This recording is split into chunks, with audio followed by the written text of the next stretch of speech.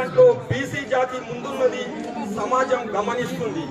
కానీ ఏదైతే పాలక వర్గాలు చేపడుతున్నటువంటి ప్రభుత్వాలను నిర్వహించేటటువంటి అంశం మాత్రం ఆధిపత్య కులాల చేతుల్లో బందీగా ఉంది అని చెప్తూ మనము ఎన్నో వేదికల మీద కాలుకు గజ్జగట్టింది మనమే, ఆట ఆడింది మనమే, పాట పాడింది మనమే, ఈ యొక్క బంధుకులు పట్టింది కూడా మనమే. ఈ రోజు తెలంగాణ గురించి బలిదానం చేసినటువంటి 1200 మంది అమరవీరులలో చిన్న వయసులో శ్రీకాంతాచారి గారు ఆత్మ బలిదానం చేసుకుంటే బీసీ బిడ్డగా కనిపించలేదు. ఈ రోజు బలిదానాలకే మన యొక్క జాతులు పనికొస్తాయి తప్ప ఈ ప్రజాస్వామ్యాన్ని పాలించడానికి మాత్రం మనకు చేతగాననే విధంగా ఈ అగ్రవర్ణాలు వర్ణిస్తున్నటువంటి అంశాన్ని బద్దలు కొట్టడానికి మనకు వేదికలు అవసరం ఉంది.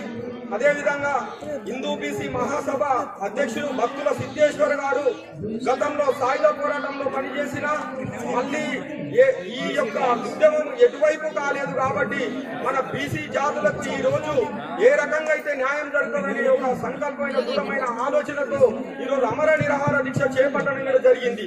కాబట్టి ఇలాంటి మహోన్నతులు ఉన్నటువంటి మన జాతులు ఒక తాడిపైకి వస్తూ రేపు జరగబోయే ఏదైతే బీసీ అని చెప్పుకుంటున్న ఈ యొక్క ప్రధానమంత్రి నరేంద్ర మోదీజీ గారిది కుర్చీని కదిలించే ఉద్యమాలు వస్తే కనుక బీసీలకు న్యాయం జరగదు. కాబట్టి ఈ కుర్చీని కదిలించే ఉద్యమాలను చేయాలని చెప్పి ఈ యొక్క జంతర్ మంతర్ వేదికగా ఈ రోజు మన యొక్క సభను